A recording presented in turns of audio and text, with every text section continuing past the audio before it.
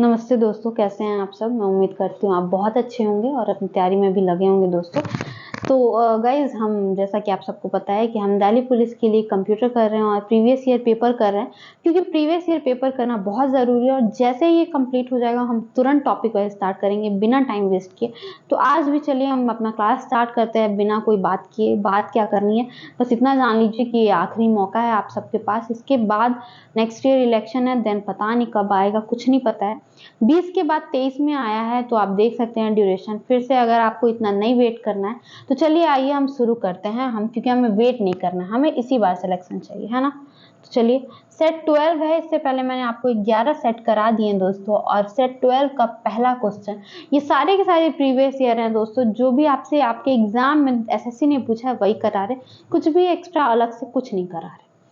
तो पहला क्वेश्चन क्या है कि एमएस वर्ड में पेस्ट ऑपरेशन करने के लिए निम्नलिखित में से किस कीबोर्ड शॉर्टकट का प्रयोग करते हैं। एमएस वर्ड में आपको जो अगर किसी चीज को पेस्ट करना है, अगर आप किसी को कॉपी किए हुए हैं और अगर आपको उसको पेस्ट करना है, तो उसके लिए आप कौन से शॉर्टकट की का यूज करोगे गाइस। तो कॉपी के लिए होता है आपका, अगर किसी भी चीज को आपको कॉपी करना है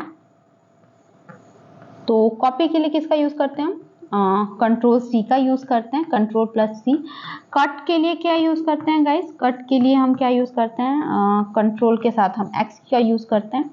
और पेस्ट के लिए कंट्रोल के साथ आप वी का यूज करते हो, ठीक है, कंट्रोल के साथ वी का। यानी कि आपका option number second right answer होगा। क्या होगा, ऑप्शन नंबर सेकंड, ठीक है। आगे चले, तो ये आपका रहा क्वेश्चन नंबर 2 आप सबके सामने। बताइए गाइस क्या होगा आंसर। वर्कशीट का निम्नलिखित में से कौन सा घटक चयनित सेल का पता प्रदर्शित करता है। थोड़ा काफी हिंदी में मैं आपको समझाती हूँ क्या कह रहा है कि वर्कशीट का निम्नलिखित में से कौन सा घटक, देखिए गाइस क्या होता है कि जैसे वर्कशीट किस में होता है, एक्सेल में होता है ना। तो इस तरह से एक्सेल होते हैं। यहाँ पे आपका वर्कशीट होता है जिसमें रो और कॉलम्स होते हैं, उनसे मिलके एक सेल होता है, ठीक है। यहाँ पे आपकी नंबरिंग दी हुई होती है, यहाँ पे हम अल्फाबेटिकल देते हैं और यहाँ पे हम न्यूमेरिकल देते हैं, इधर 1 2 3 4। फिर इधर आपके बहुत सारे मेन्यू बार होते हैं, टाइटल बार होते हैं, नेम बॉक्स होता है। तो ये क्या बोल रहे हैं गाइज, नीचे आपका स्टेटस बार होता है, इधर आपका वर्टिकल बार होता है, हॉरिजॉन्टल स्क्रॉल बार होता है, इस तरह से बहुत सी चीजें होती है। तो ये बोल रहे हैं कि वर्कशीट का निम्नलिखित में से कौन सा जो चयनित सेल है, मान लीजिए आपने एक सेल को सेलेक्ट किया हुआ है और इसी पे आप वर्क कर रहे हो, तो कहाँ पे ये शो होगा कि आप कौन सी सेल पे काम कर रहे हो, ये शो कहाँ पे होगा। तो यहीं पे एक होता है आपका guys name box.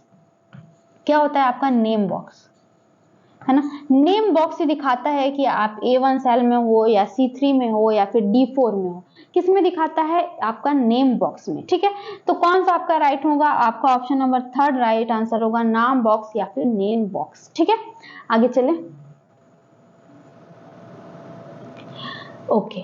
So now question number 3 क्या कह रहे हैं, एमएस वर्ड में किसी पैराग्राफ का चयन करने के लिए निम्नलिखित में से किस माउस क्लिक का प्रयोग करते हैं, किस, है ना। तो अगर आपको एमएस वर्ड में कोई पैराग्राफ है, अगर आपको उसको पूरे के पूरे पैराग्राफ को ही अगर सेलेक्ट करना है, यहाँ से कोई पैराग्राफ है पूरा का पूरा, आपको अगर ये पैराग्राफ ही अगर आपको सेलेक्ट करना है, तो इसके लिए आप किसका यूज करोगे दोस्तों। तो पूरा का पूरा पैराग्राफ करने के लिए आपको ट्रिपल क्लिक करना होगा। क्या करना होगा, ट्रिपल क्लिक करना होगा। ट्रिपल वो भी कौन सा, 2 होते हैं ना, लेफ्ट होता है राइट होता है, बीच में स्क्रॉल बार भी होते हैं। तो आपको लेफ्ट जो आपका रहेगा उसको 3 बार क्लिक करना होगा, तो आपका पूरा का पूरा पैराग्राफ सेलेक्ट हो जाएगा, ठीक है। तो ट्रिपल लेफ्ट क्लिक, क्या हो जाएगा, ट्रिपल लेफ्ट क्लिक, ओके। आगे चले, क्वेश्चन नंबर 4 क्या कह रहा है, एमएस वर्ड में टेबल में पंक्तियों यानी कि रो की कम से कम संख्या क्या हो सकती है। एमएस वर्ड में जो रो होते हैं, जो भी रो या कॉलम्स होंगे, तो यहाँ पे रो पूछा गया है कि पंक्तियों की यानी कि रो की संख्या कम से कम कितनी हो सकती है। तो कम से कम गाइज 1 तो होनी चाहिए, है ना। 1 के बिना कैसे होगा, 0 तो हो नहीं सकती है। हाँ, यहाँ पे अगर 1 नहीं होता तब हम कुछ और टिक करते हैं, बट मिनिमम 1 तो होनी चाहिए, इसलिए आपका ऑप्शन नंबर 1 राइट आंसर होगा, ठीक है। अच्छा, आगे चले। अब क्या कह रहा है, फिफ्थ क्वेश्चन है, इंटरनेट पर फाइलों को एक नोड से दूसरे नोड में स्थानांतरित करने के लिए निम्नलिखित में से किस प्रोटोकॉल का प्रयोग करते हैं। प्रोटोकॉल मतलब होता है नियमों और शर्तों का समूह। तो ये पूछ रहे हैं कि अगर आपको एक जगह से, एक नोड से, या फिर एक कंप्यूटर से दूसरे कंप्यूटर, या फिर एक इंटरनेट से दूसरे इंटरनेट, या फिर एक पर्सन से दूसरे पर्सन को अगर कोई आपको फाइल भेजनी है, तो किस नियम और शर्तों पर या फिर किस प्रोटोकॉल पर वो जाता है, तो वो होता है दोस्तों आपका FTP यानी कि file transfer protocol.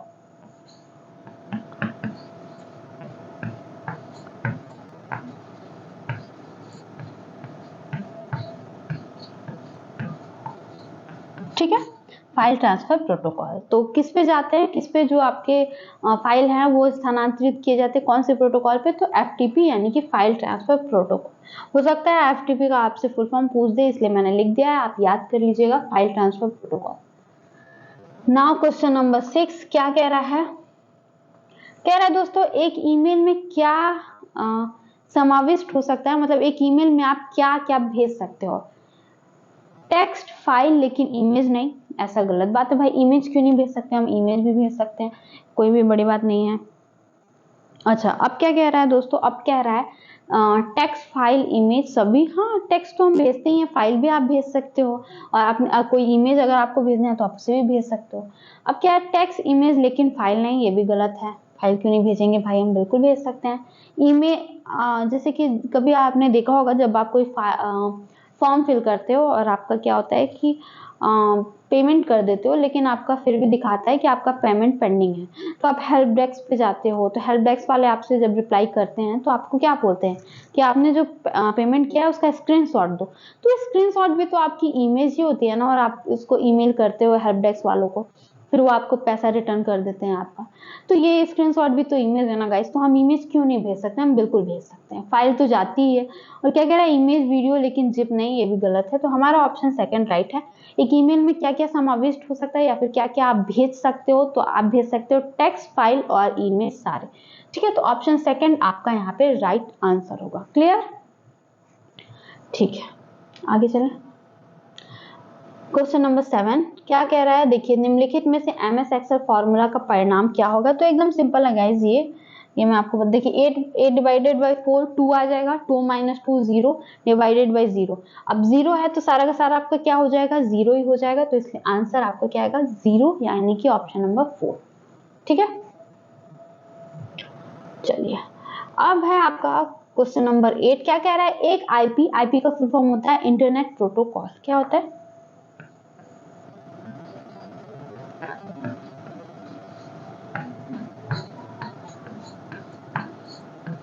Internet protocol. क्या कह रहा है, एक आईपी वर्जन में 4 एड्रेस लंबा होता है, कितना लंबा होता है दोस्तों, तो ये होता है आपका 32 बिट्स का। कितने का होता है, 32 बिट्स का।